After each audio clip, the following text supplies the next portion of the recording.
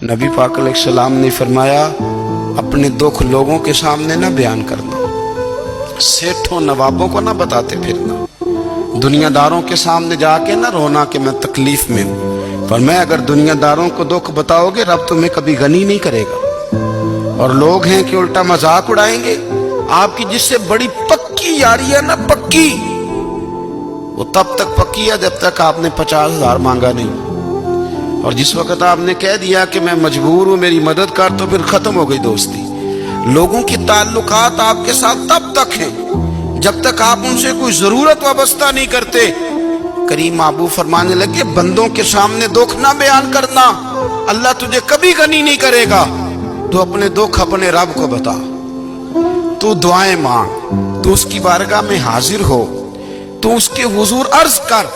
फरमाया अपने दुख अपने रब को बता, वो जल्दी करे या देर से करे तुझे सारी दुनिया से बेनियाज कर देगा, तुझे किसी का मोहताज नहीं रहने देगा। रसूल कायनात ने फरमाया, रब करीम फरमाता है जब मेरा बंदा हाथ उठाता है ना तो मुझे हया आती है कि मैं खाली कैसे लौटा दूं इसके। इतने बड़े बादशाह की बारगाह में ओ भाई, लोगों से इज्जतें तलाश करते हो तो वो क्या तुम्हें इज्जत देंगे? वो तो कल अच्छा कहते हैं परसों बुरा कहने लग जाते हैं।